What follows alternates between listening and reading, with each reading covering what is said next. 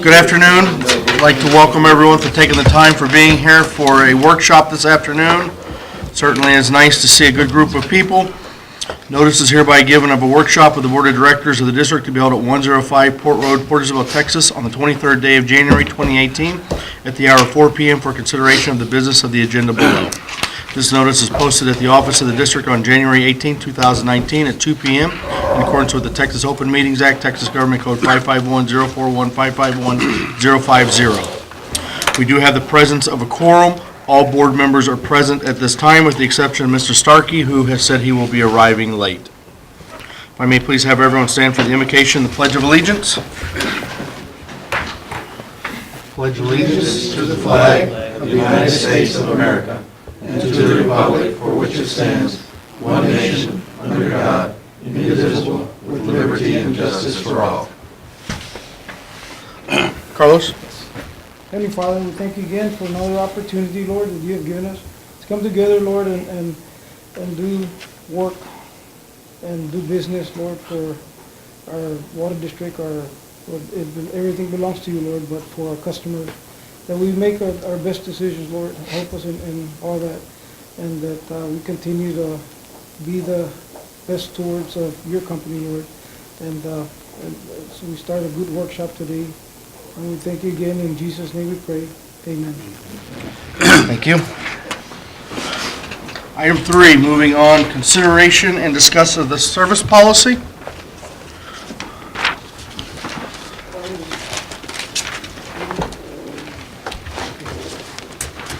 Okay, on the service policy, Mr. Gomez and another staff in the committee, Raul was involved with that also. And they came up with good information that's needed. So you want to go ahead and give up? Well, the board has a copy of the latest service policy as we had amended. I did go through it one more time before and found 4 minor errors, a couple of them are just oversight, but I don't know how the board wants to handle this. Do you want me to go through each item that we changed, or do you have any questions concerning that? The committee, as Mr. Gavan stated, the members were Mr. Alex Aulos and Charles Mini Mata, Tavo, Joey, DeMarc, and we had a couple of times, Joel. There were a couple of times where we had Mr. Noe Cantu that came in, as well as Mr. Salazar came in and did a little contribution to the. But at this point, I would be glad to go through what we've done. If you have any questions. Can we just go through page by page real quickly, and all we have to do is pick Just up touch the on the yellows? highlighted areas. Yeah. Sure. Okay, well, starting with the first page, changing the board of directors with the position, and also I put the revised date of January 23rd. That can be changed depending on when the board approves it. Okay, and the first revision was on page 1, where we struck out on the 1.2 policy definition, about the middle of the paragraph. We struck out when not inconsistent with the context. The way it was worded, we kind of thought it was kind of a double negative there, so we took that out. For the record, we have Mr. Starkey joining the workshop.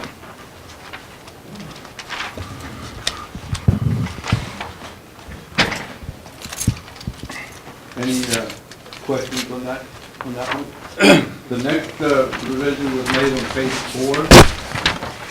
We scratched out and, we just left A.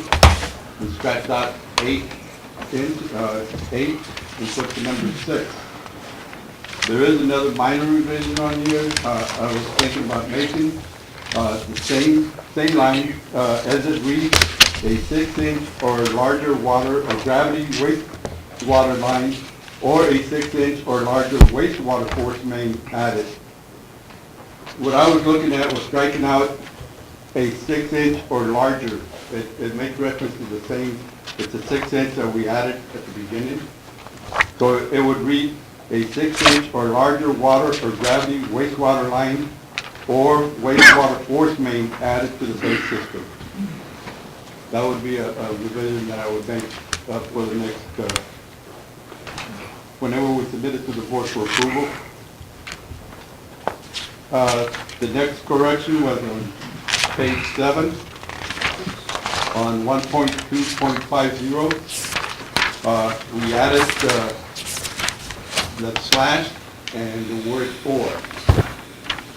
So it could be either way, and or lift stations constructed to connect on-site facilities. I think you missed page 6 at the bottom, concentrations. Sorry. From 1 to Yes. L, liters. On page 6, we took out the number 1. It should be a letter L. Should I go do it? She told me go take my picture. Sure. She knows I get a shadow later in the day, so. Let the record show that Mr. Starkey brought Dr. Lalonde's clothes to him. And then Mr. Starkey apologizes for being late. Thank you. The next adjustment we made was on page 9. It was on 1.3.5. I'm sorry, what page read, 9? 9. Thank you. Yes, sir. It was almost there towards the middle of the page. We added without prior consent. So the customer will not, will permit no one who is not an agent of the district to remove or tamper with the district's property without prior consent.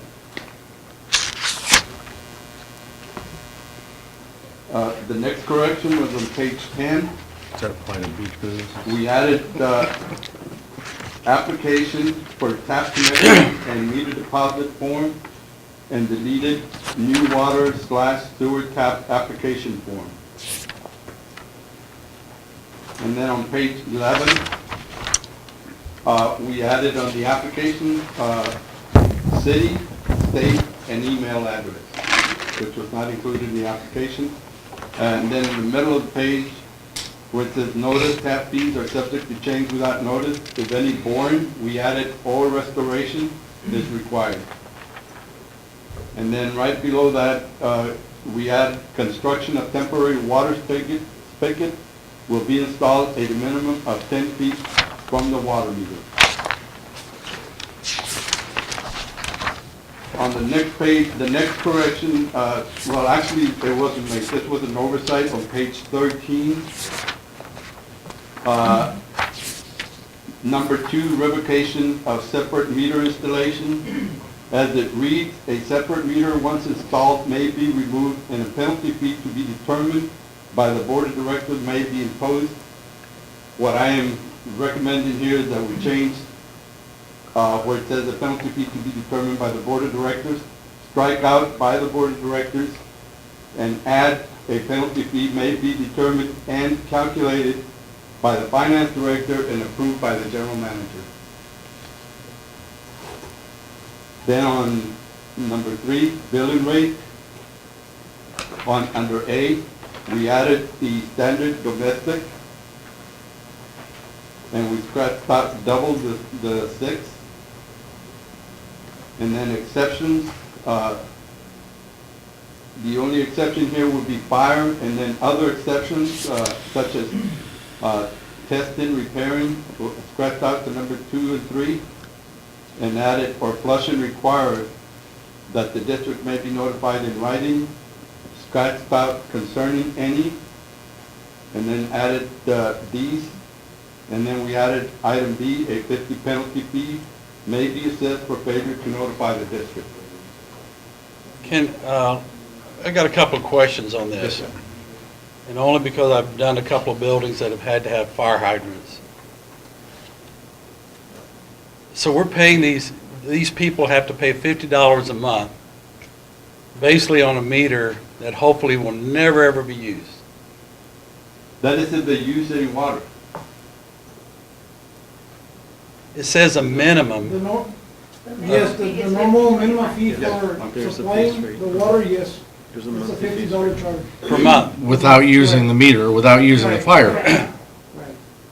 It's there for usage anytime. Well, I know, but see, what, my point is, being, they already go to the expense, major expense, of putting in a water meter of a size for fire protection, and then on top of that, every month, $50, $50, $50, $50, $50.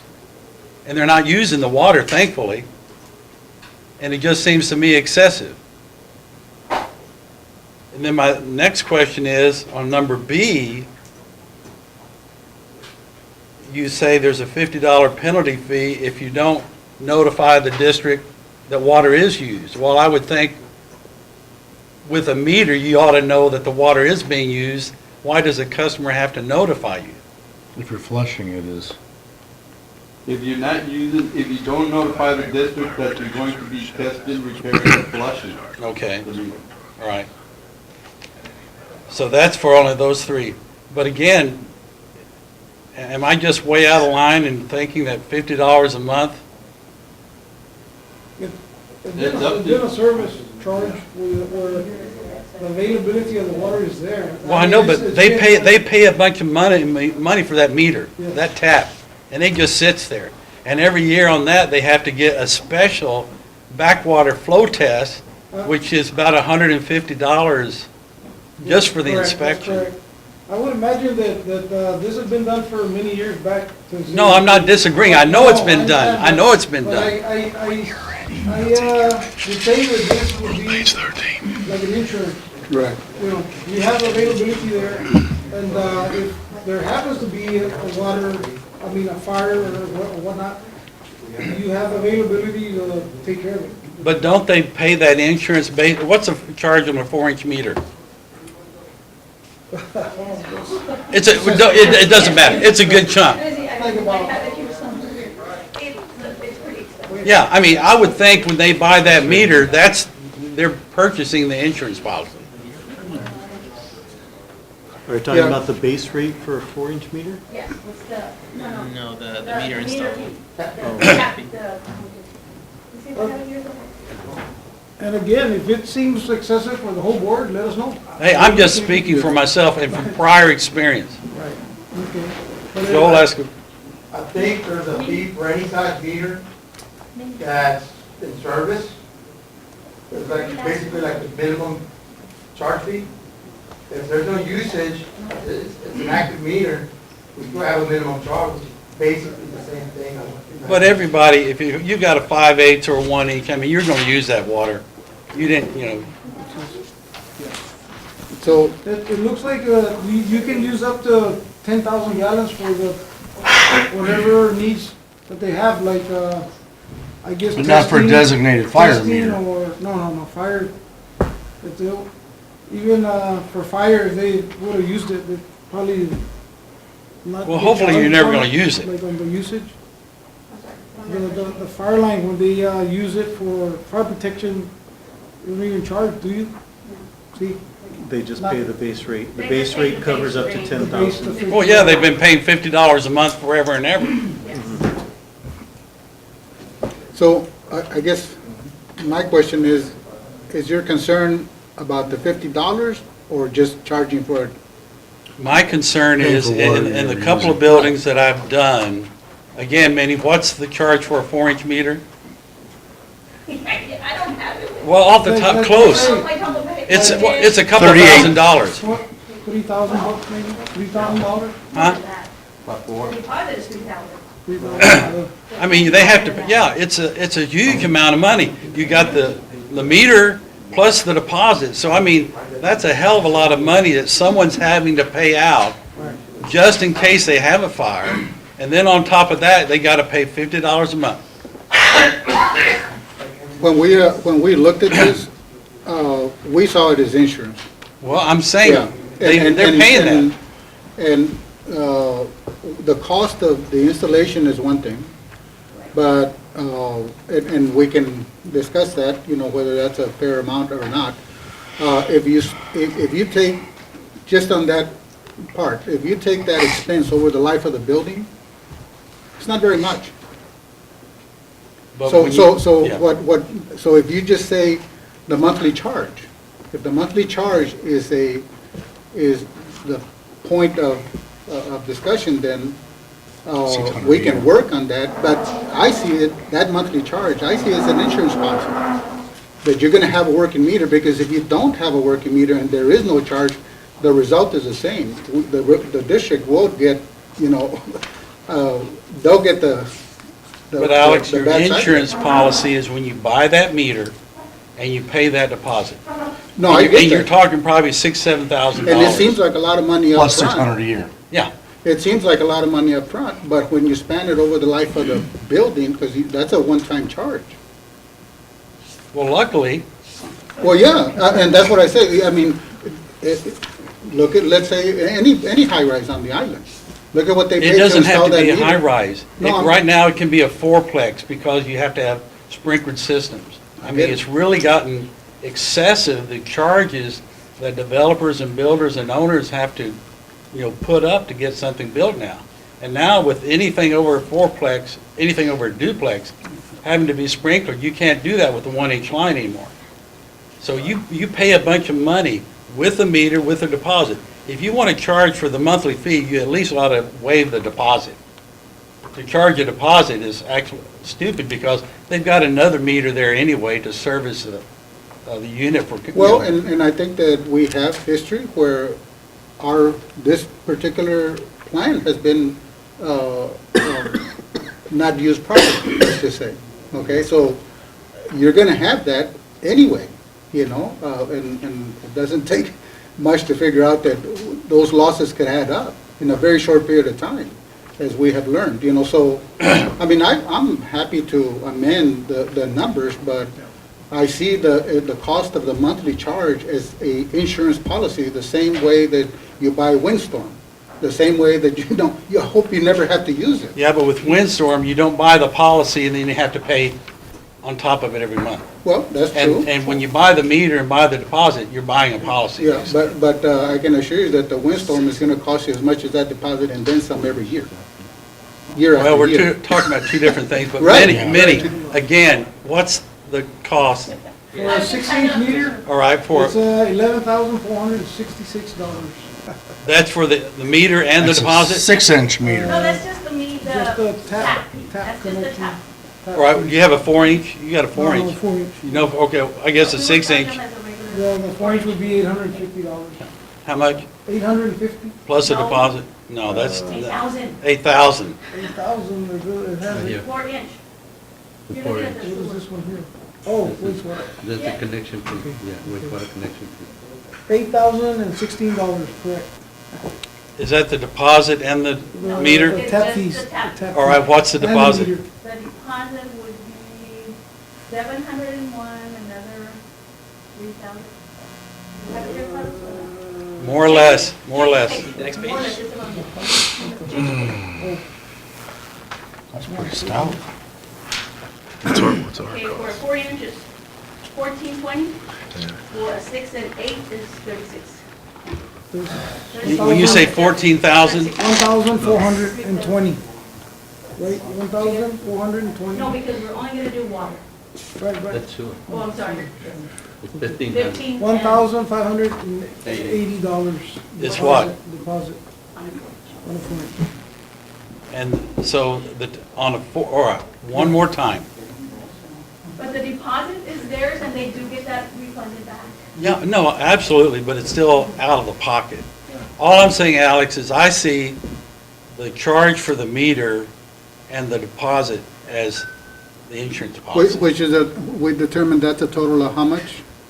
on a 4-inch. Between both of them? It's, 10,000. $10,000. Yeah, on a 4-inch about 10. Pretty close, yes. And some of that they get back after a certain time? No, they get it back when they cancel the deposit. Only the Only deposit. back into the deposit. Okay, so let's assume it's 10,000 for the whole thing, and you divide that by, You get the 1,580 back. let's say you divide that by, that building is in existence for 10 years. That's $1,000 a year.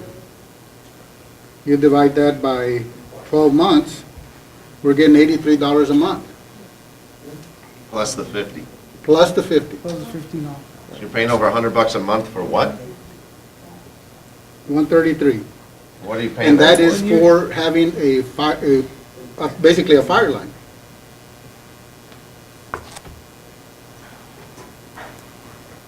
I mean, we can change the numbers, but I think. You're just that- wanting to get rid of the ongoing monthly cost for a meter that you're not using. I think- Is what you're is that correct, Herb? Nobody's complained about it. Well, I've had customers complain, they don't see, what the hell?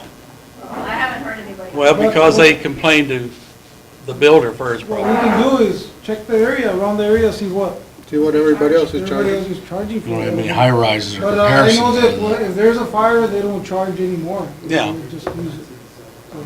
I'm just saying, I think it's excessive. Right, well, let's circle that and review it. We'll look into And we'll do a little research and come back with something. Question, comment, we'll look into it. You know, if you wanted to forget the deposit, I think that would go a whole lot. Do away with the deposit? I mean, or something. We have to refund it back, so we have, Well, And that's the ongoing one, it's just deposit, period. That's a whole nother Yeah. can of worms I don't want to open up. Yeah, but I mean, that's for just a fire meter. That's, Yes. anyway, I would like to see some thought into that. on the fire line meters. and I just want to be a little bit more clear about what we are gonna take up as your request. Is it the cost of, the monthly cost, or the deposit, or what specifically? I say both of them. Okay. Okay, let's look into what everybody else is charging, and we'll come back with something. So if it's more, we'll charge more? Huh? So if it's more, we'll charge more? Good. No, I suggest a deposit, because the bill is only 5025, and we're asking for an extreme large amount. And our normal fee for a deposit is going to be, I didn't figure out, what they normally do Yeah. on the. And then, like I said, on those fire lines, you have to have the extra expense of that specialty backflow prevention test, which is not a $50 job. That's, Keep in mind, that's a $150. state requirement, that's not the district requiring that. The fire flow test, that's a state requirement, It's- not it's- the district, it's still a check that the customer has to write. not the district. I didn't say. Okay. Well, the last thing we want to do is start absorbing some of those costs back, so something to keep in mind. Well, we're not asking the district to absorb any costs, Okay, I don't think. okay. Yeah, we'll look into it and bring information back on it. Okay, next. Yeah, the next one on tap fees, we changed the word from may, took that out and put shall. And then on number 5, we added connection fee. The fee for initial connection per account shall be $25. On page 14, here, again, like on page 11, this is concerning irrigation. On number 2, revocation of a separate meter installation. On A, it says a separate meter once installed may be removed and penalty fee to be determined by the board of directors. I am suggesting that we scratch out determined by the board of directors and insert a penalty fee. A penalty fee may be calculated by the finance director and approved by the general manager.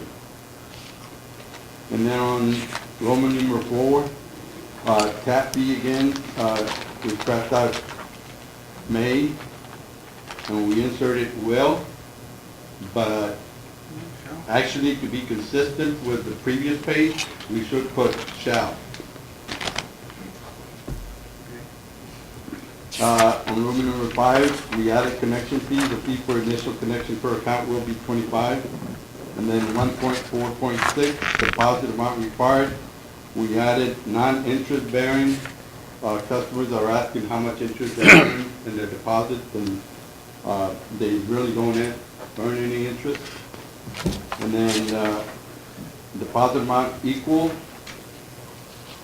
put S to make it equals to, and scratched out 2 and added 3, and scratched out as computed by the CMCR consulting group, added based on the study, scratched out April of 1999 and added August 2018, and we scratched out WIPSIT. Computation is as follows, and we added by Dan Jackson with Will Dan economy. on page 15, we changed the water and sewer deposit for the 5/8 inch meter from 40 to 55, and sewer from 30 to 45, with a total deposit of $100 instead of 70. And the problem is that usually when a customer doesn't pay 1 month, it usually adds up to almost 2.5 months by the time they come in and pay, which is almost 3 months if they come in and pay, and if they don't, we're out almost 3 months. And so that's why we increased that by $100. And then on B, we put in to cover past and scrapped out in growth disparity with other deposits and added back. On item C, again, this goes back to the other two that was oversight, where it says in the second part of that sentence, is recomputed from time to time by the board of directors. And I'm suggesting here that we add recomputed from time to time by the finance director and approved by the general manager. That's on which one? That one's on C, See. the second part of the sentence, where it says the deposit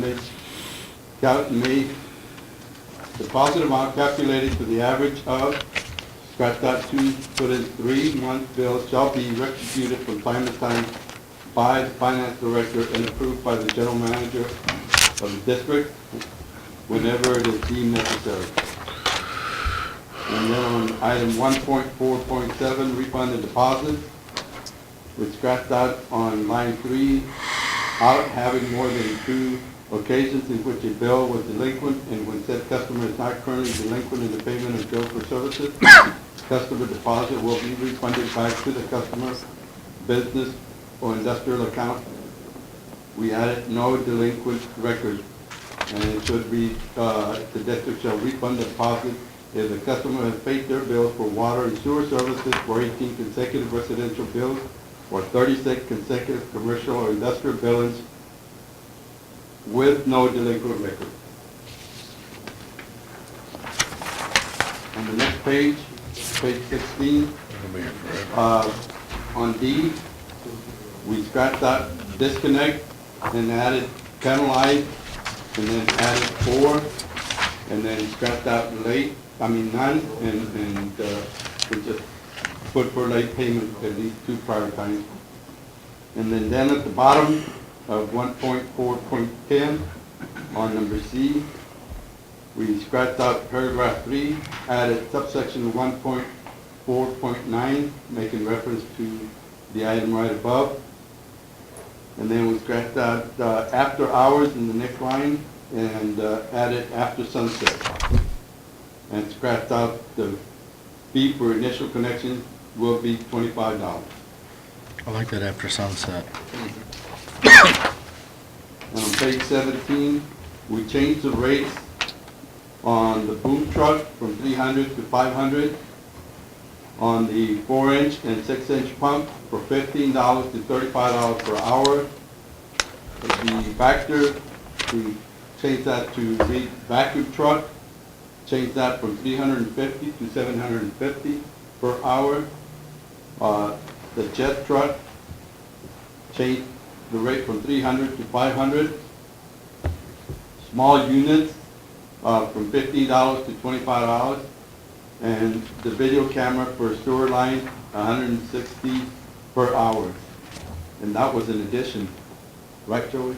Yes, sir. Okay, I failed to highlight that in yellow. That should be in addition to the fee schedule. Hey, real quick, on the one that was after sunset, why are we doing it after sunset? That was back on the bottom of 16. Because sunset's sort of late in the summer.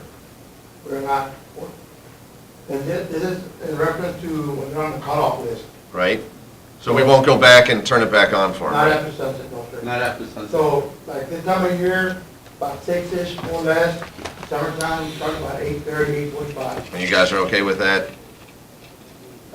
The problem is when they go to reconnect it at dark, they run into a lot of issues. No, I agree. I'm saying 8:30 is too late. I'd say like, boom, No, we're 6 just is you're going over done. each individual chain. We have discussed and we Highlighted have set discussion. time. Because there's a lot going on, like that page. But that would be up to you, whatever. That was my only thought. I mean, there might, you guys did it, so I would just be like, if you don't get it done by 6. By you're business hour, by Yeah. close of business day. Yeah. I think well, what that- they're trying to say is that like during the summer, the time sunset is like about 9.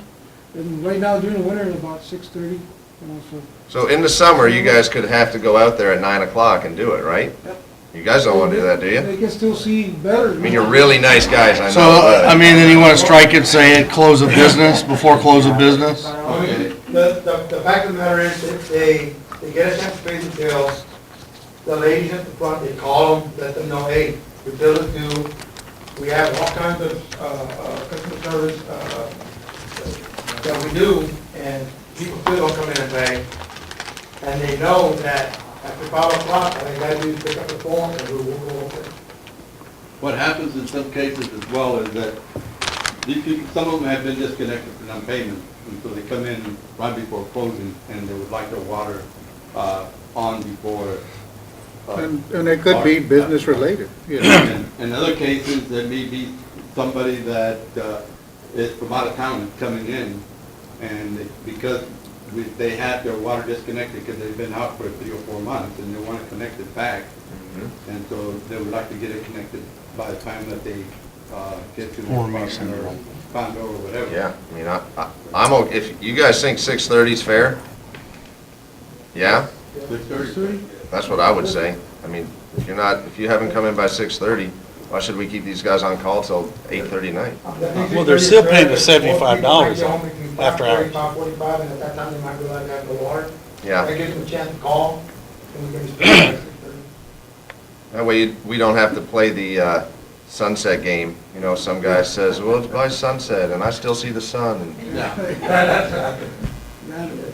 6:30. feel like we're playing some sort of vampire water game. They'll say by 6:30. That's what I'd put in. That's good, we'll go ahead and change that back to the line. Going back to the previous, on page 17, we took out $25 administration fee on all invoices and added $30 administrative processing fee on all invoices. And then, those ones with the masters, we added those, and because we want to take care of our equipment and not show that it's, that somebody else from outside the district is operating, we've included an operator, on these, particular items.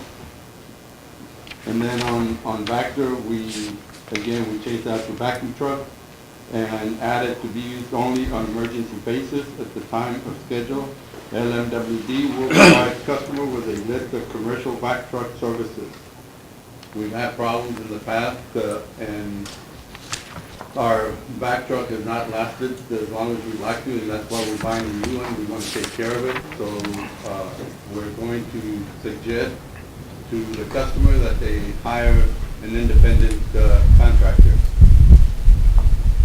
And then we added LMWD equipment is not for commercial rent. We've talked about it, and I don't think that it would be right for the United Water District to go into business or compete against independent contractors. Now, so, let's say the vacuum truck is needed, they agree to pay the charge, 2 hours, they receive a bill from the water district. What's our history as far as getting paid on those things? Once they agree, they usually don't pay. No. We will let them know before the work is done what the charge is or what they can expect. But you don't attach it to the bill or anything, where if they don't pay it. See, that probably needs to be tied into the bill, so if they don't pay the bill, then it kind of ties into disconnection, and that will ensure you get your money. Oh, yeah.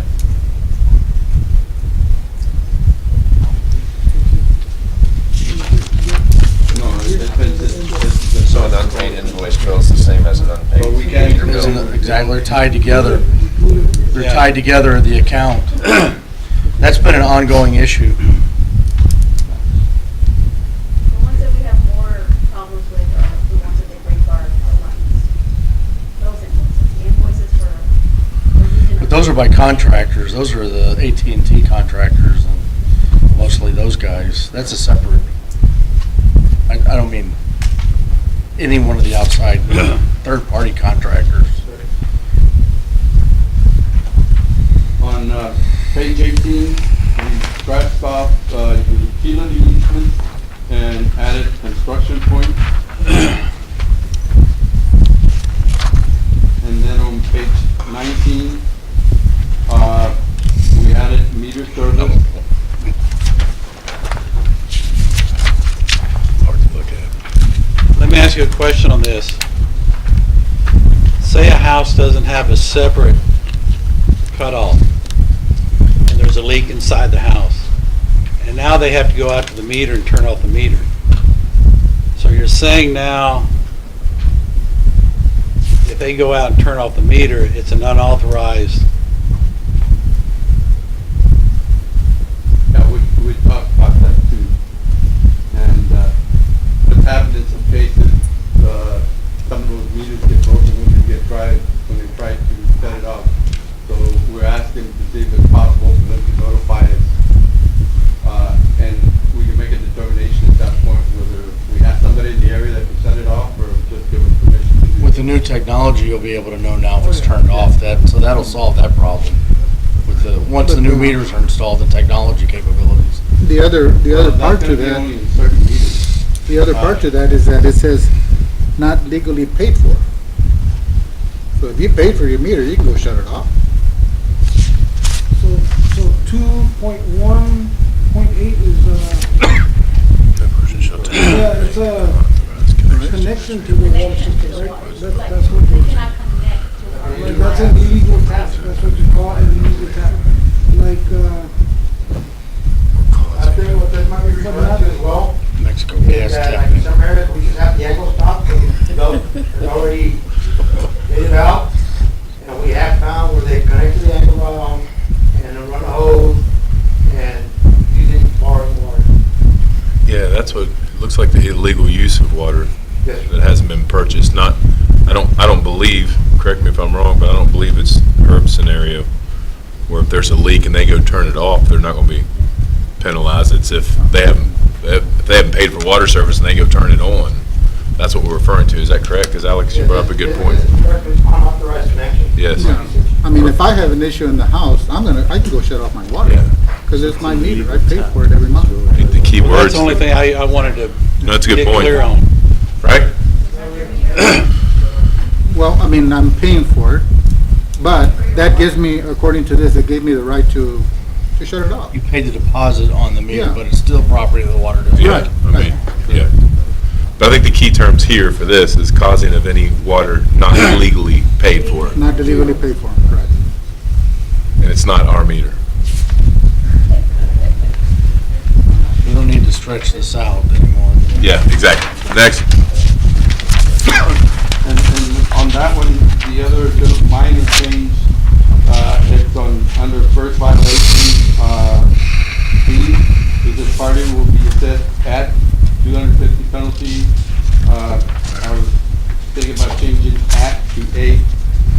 Perfect. This party will be assessed a $250 penalty.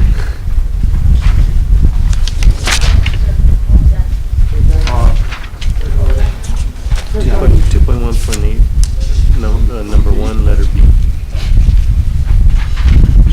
Change the word at to A. And then on page 21, we added, under bill adjustments, A, we added the last 3 words in that sentence, including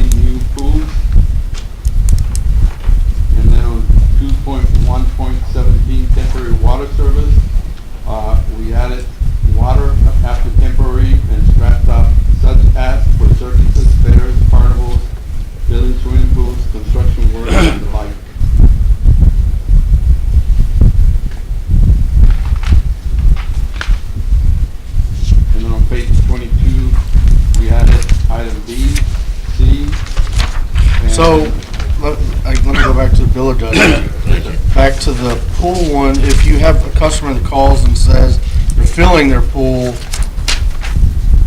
they can, I know it's always a sticky issue, and we go through this every time. If they say they're filling up their pool, we won't charge them the sewer, or we charge them the sewer and the water both. We give them a break on the sewer. You give them the break on the sewer, but it's not in here on the bill adjustments.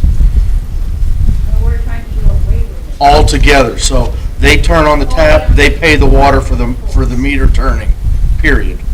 Sewer, water, all the above. Okay, I just wanted to be clear because that's always been a gray area. Do we need to add some language in there? So no more break for filling up your pool, is that right? That's right. Well, the break on the sewer, used to be a break on just the sewer portion of it. Right, so no more break on the sewer. Let's say well, only on a pool, when you're Only on a filling up pool. for a pool. So we are still gonna keep that. So we need, sounds like we need to add some language in there. No allowance for just Well, the option water is that bill will they be made never for get leaks that. of any nature occurring on the customer side of the point of delivery, including new pools. I think we're good. Okay. It says including new pools. I think we're good. Okay. What do you think? Kind of hard to understand because it says including new pools. It says including new pools. I think we're Yeah. covering our base there. But I think they were talking about leaks, weren't they? Yeah. Yeah, And then- correct. But I think we're. So it should be a letter saying G, right? Filling up new pools, or when they're going to, what's a good term, replace it. Doing some repairs. Okay, then just put a period after delivery, and then furthermore, this includes the filling of a new pool or something like that. Because Herb's right, I mean, we are referencing leaks throughout that entire statement, then we continue on saying including new pools, so just put a period of delivery and moreover, furthermore, comma, this So are includes, we- Does the board want us to make to give people an adjustment for the wastewater, the amount of wastewater service when somebody fills? We just need to be clear because it's ambiguous currently. That's Well, my I mean, opinion. yes, so you guys give us direction, what you guys want, and then we'll put it into the policy. I mean, if I had a pool and I'm dreaming of one day getting a pool, I'd like to have a break filled up once. I think a person that puts in a 10,000 gallon pool can come in and say, look, I've done this, you know, I need a. I Pay need for a the break." water, but not a break on the wastewater. No, We're not yeah, charging yeah, for the well, wastewater. no, exclude the wastewater price on the pool With bill. notification. With Yeah. notification, I think. It could be prior or post, but I mean, So pay for water, delete wastewater. for a pool fill, I would say yes. Go ahead. The only thing that we discussed So then on we- the phone was that It's a luxury. anybody, yes, it's a luxury, and anybody who tries to pay, build a pool, can pretty much understand that, hey, So it's you're- got water, the luxury. So you're saying- necessities. You're saying never feel sorry for a guy who has a pool. Because they could put in an irrigation meter which only gets charged for water if they wanted to. And when people come in, we do try and help them out, okay, these are your options, this is what you can do. You don't tell them, you need to do this, we just say. but Well, you know, we can't have the spotted gray area of the So- policy. The policy needs to be Well, cut and dry. There's no, well, we used to do this, we did that. This is the policy Yeah. and Correct. this is Yeah, what we do. So We're- the reasoning is if they put in an irrigation meter, they can save on the wastewater, they won't get charged. I know there are a lot of old homes And that if are they- adding pools and I Yeah, see if that. if they don't want the wastewater. I'm not trying to create more If problems. they don't want to put in a Well, we separate need to- we irrigation need to- meter, then they can pay for both, but when they fill their pool, it's gonna cost them more. You would hope that most That's the people reason. would have that irrigation meter Mhm. if they had the pool. Or even for irrigating their lawns. I mean, I would think that there would be a. I mean, I push it on all my customers.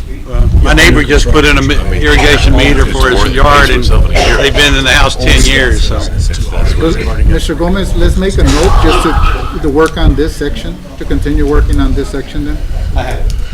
Okay. I'd give a break on it. I feel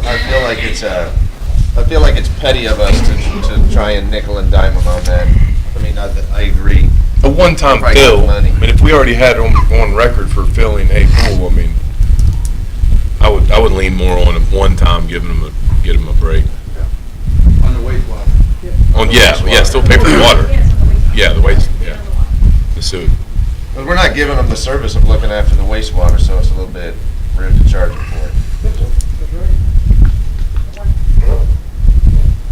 Okay, page 22, as I stated, we added B and C, and then on D, we added the last line and a half, notification has been made to the city/town of a meter being installed at their respective fire hydrant.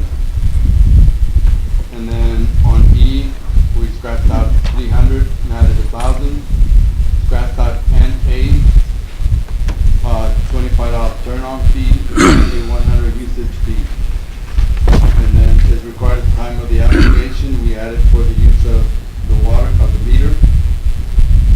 And then it goes down to this type of temporary connection shall be allowed for a short period of time was scratched out and added a maximum period of 60 days at a specific location or as arranged by the district. And we deleted, but may be extended at the discretion of the general manager or his designee.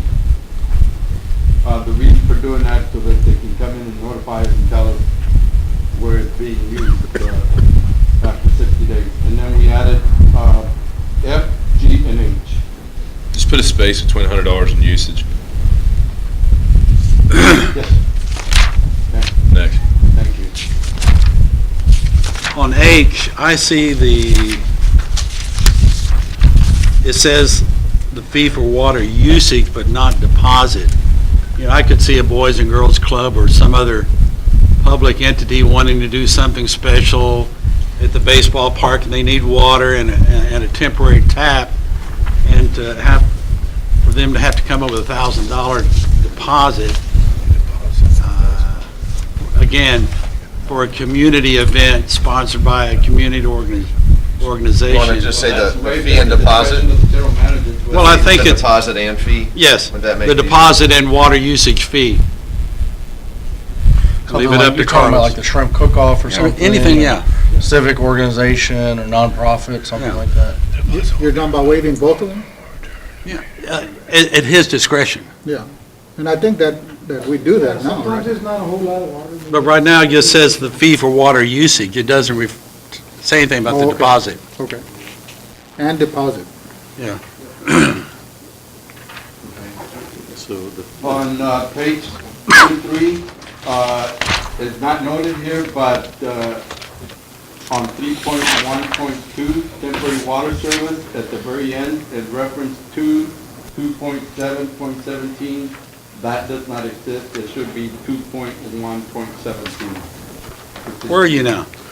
Page On 23. 23, 312. on 3.1.2, Okay. temporary water service. We should eliminate things that say things like for short periods of time and actually say a time, like 60 days or at the discretion of the general manager or something like that. Well, yes, you're absolutely correct, because We changed it on the We changed previous it up page. here. Yeah. yes, sir.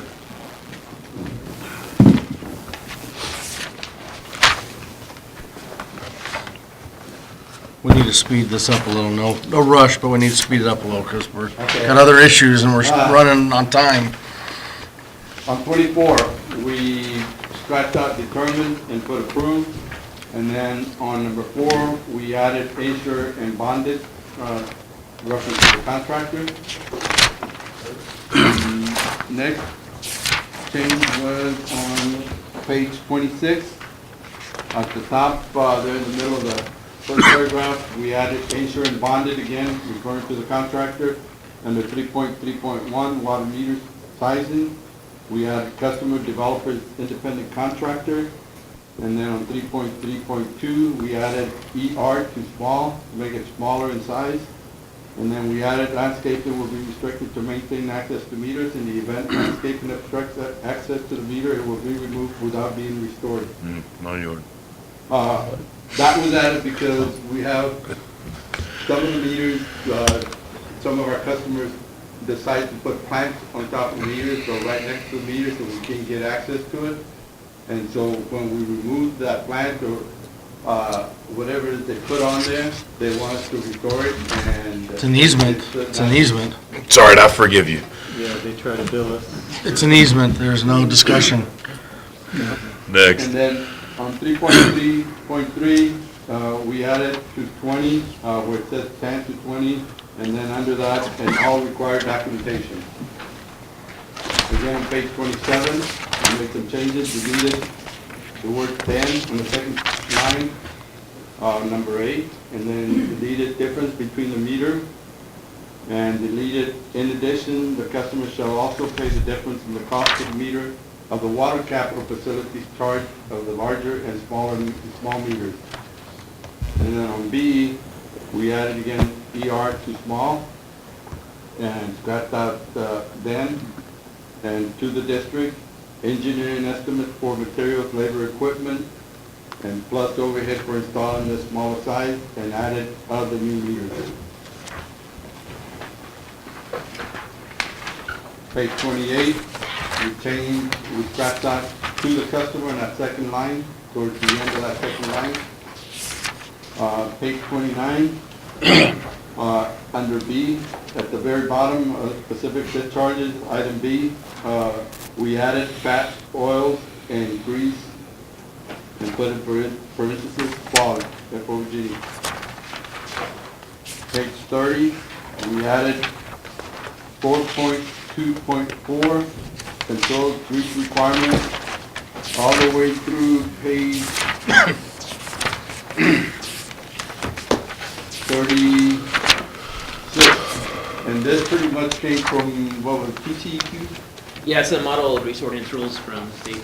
And it's dealing with the grease, controlling the grease, and some items that we want to keep under control, really, and that's what's clogging up our lines. And then under 4.3, wastewater collection system criteria, 4.3.2, under extension policy, we added... Can we go back to page 34, please? Yes, sir. Skip to 34? Yeah, go back to 30. Yeah, he already skipped it. The next part.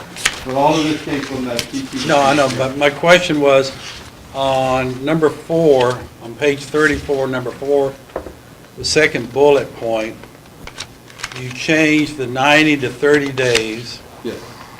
and then the second bullet point down, you're back to a 90-day frequency.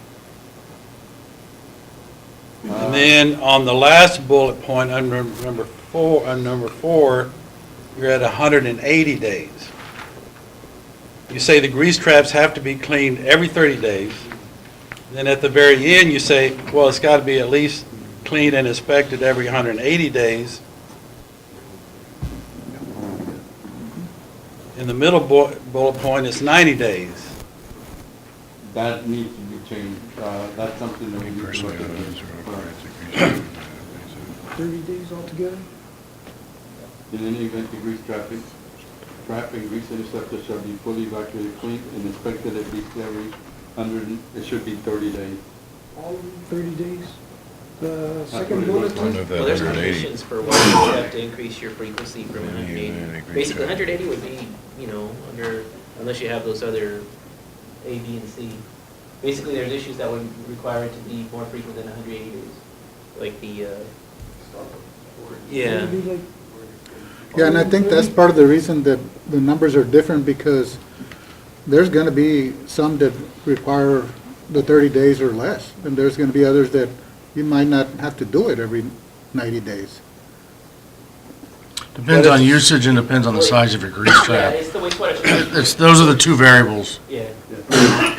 But the second bullet point says it has to be done every 30 days. The third bullet point on the last line, it says, for required cleaning frequency on a case-by-case basis. Well, if y'all would look at that. Okay.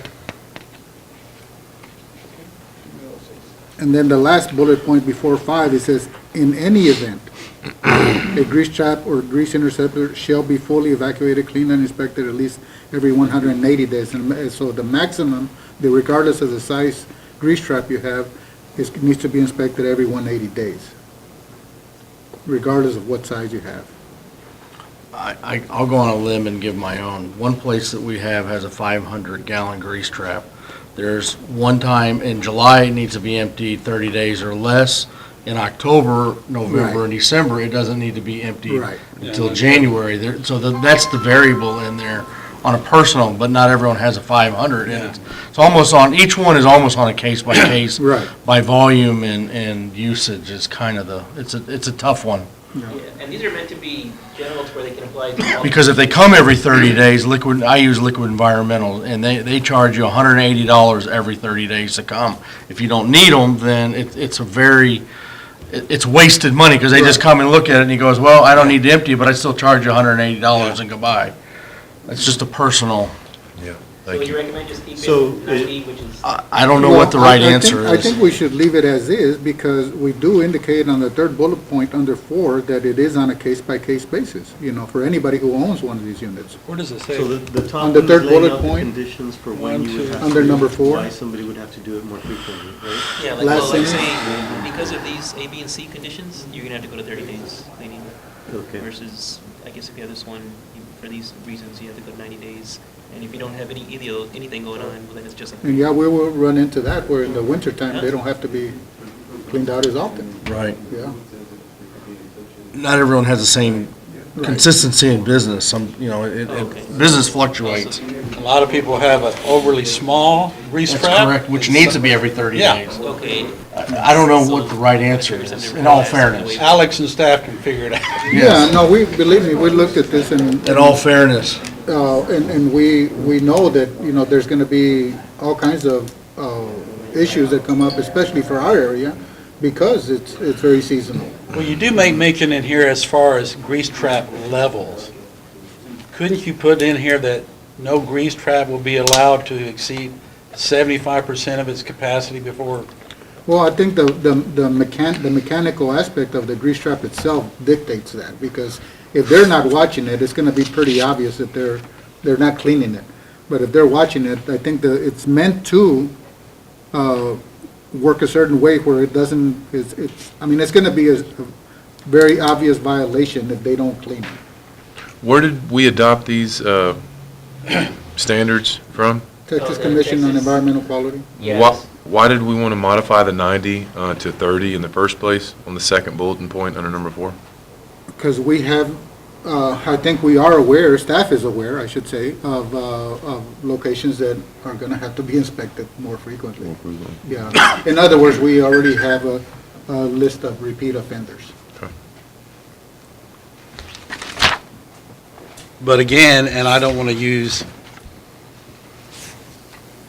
Scott as an example, if you've got an overly large one, why does he have to pump He his? doesn't.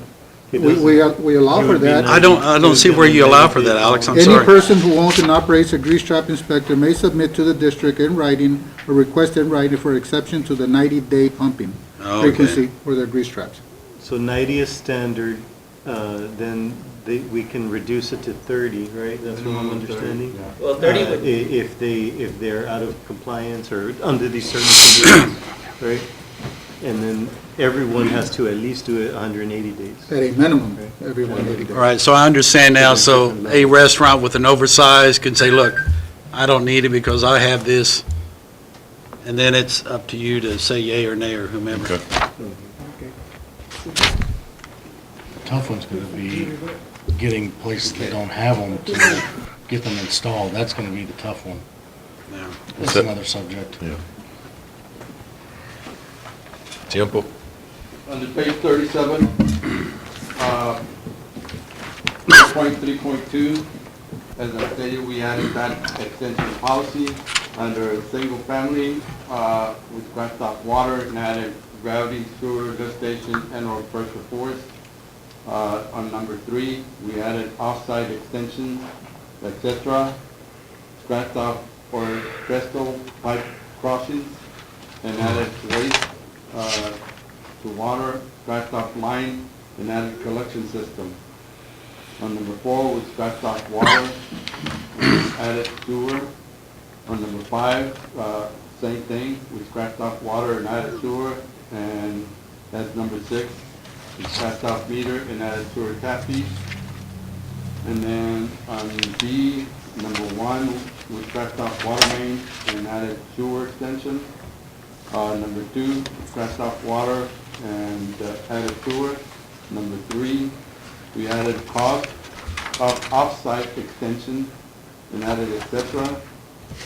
And we scratched off in, added to, and scratched off I and D in the stem, and added waste on water, scratched off line, and added collection system. Item 38, number 4, we scratched off water main, added sewer. On number 5, the same. On C, single-family subdivision. On number 2, we scratched off water main, added gravity sewer, lift station, and/or pressure force main. Number 3, we added off-site extension, etc. Scratched off orchestral pipe crossings. Number 5, we scratched off water, added sewer. Number 6, same. And then page 39, industrial commercial customers or developers. On number 1, we scratched off water, added sewer, same as in number 2 and 3, and number 4 and number 5. And that was it. The only other thing that I had not included, and I put it on, I gave you all, is the copy of this. It's referred to on page 22, under C.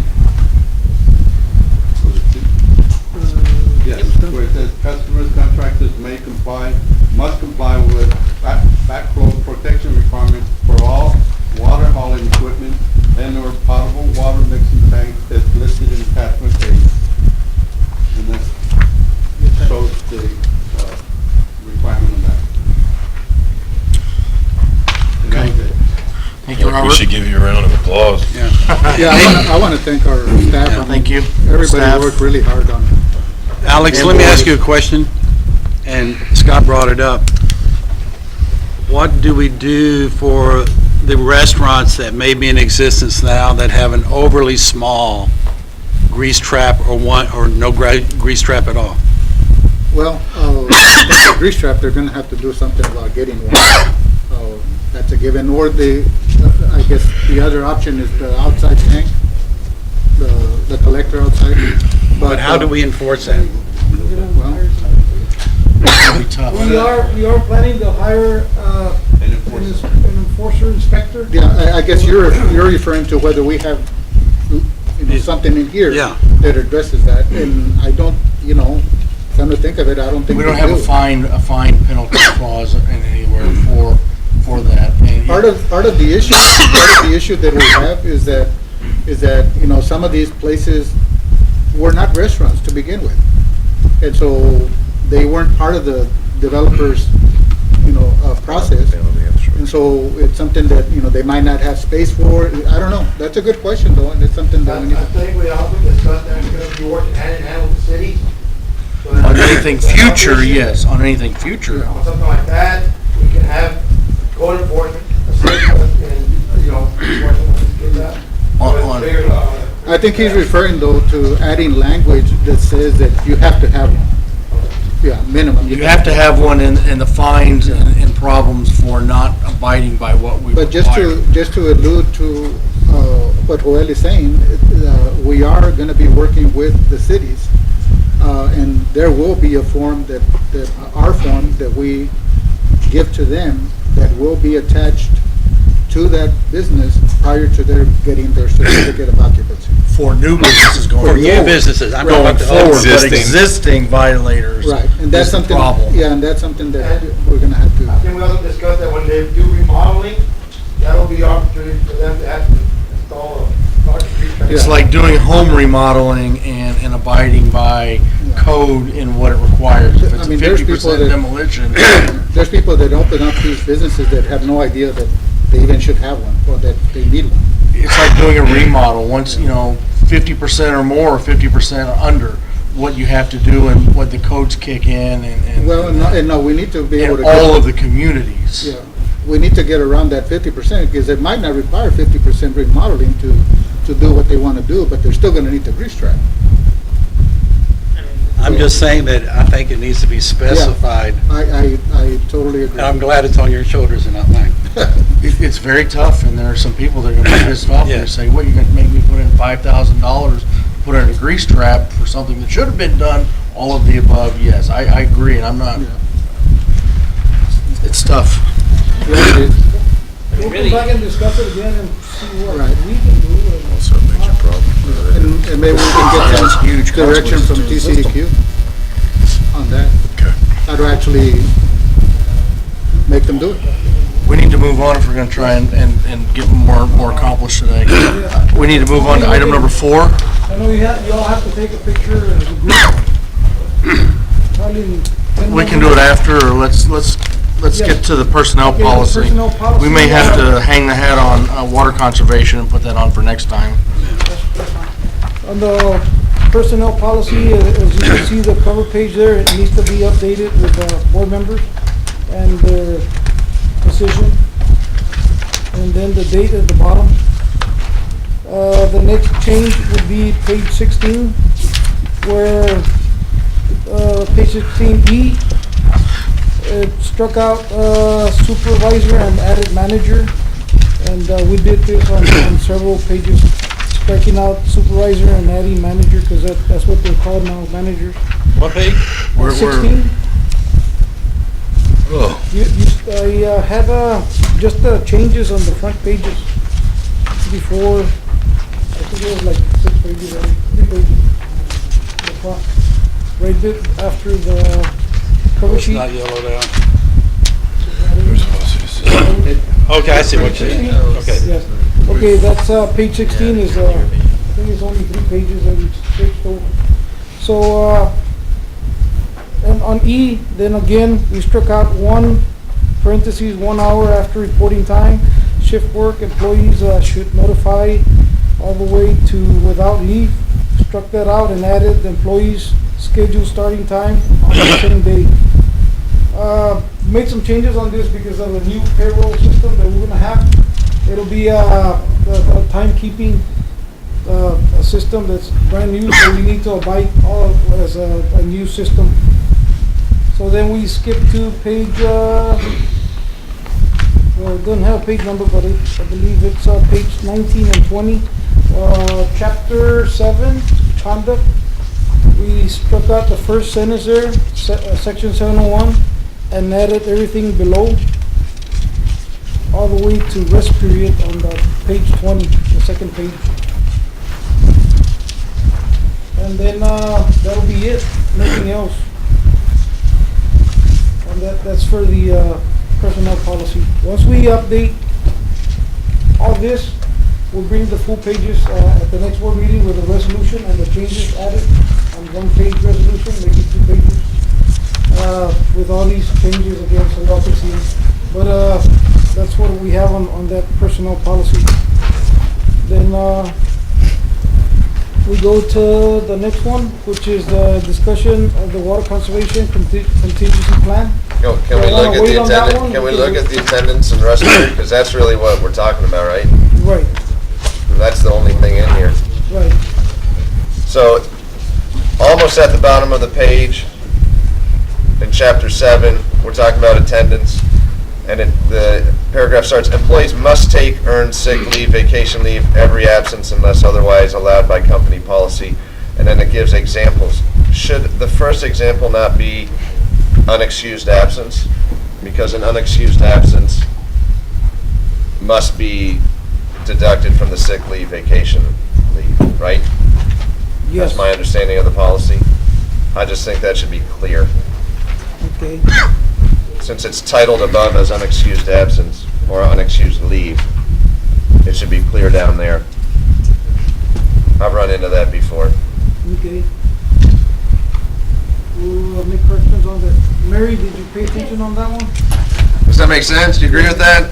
Yes, it It's does. just a clarification, it's not a change of anything. Yes. Any reason you're not at work, it counts against your accrued time. That's what it says, right? Yeah. Does anyone else have anyone to add to any of this while we're on personnel? Everyone clear? That was on the third paragraph from the bottom? Yes. Is that-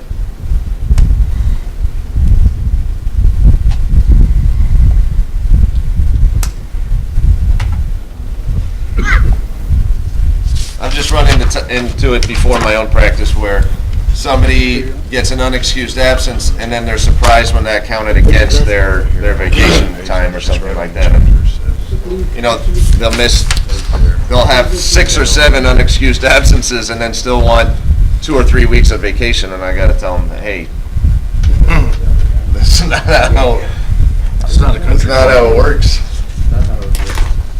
And then they think I'm the meanest person ever when I say that. Is that your role in the office? Do you have to tell them that when you went like that? So I have some problems That's happened? It's, on the back person. yeah. I know how, it's no fun. Any other questions, comments? We'll take care of that one and bring it back with a resolution for the next board meeting. So we'll discuss the drought management at the next board meeting. We could, 30 minutes before, so we'll just do a 5 PM workshop next meeting. Is that fair? We should be able to cover the drought management and Yes, that timeframe, is that fair? that's great. Because otherwise, we got a long meeting going into this, so Thank we you. want to take the pictures and 5-minute break, and we'll roll into the 5:30 regular scheduled meeting. Is that correct? Meeting, workshop is adjourned at 5:15 PM. We'll resume the regular meeting at 5:30 PM. Any other closing comments, questions, statements anyone like to share, discuss? Okay, we'll resume at 5:30.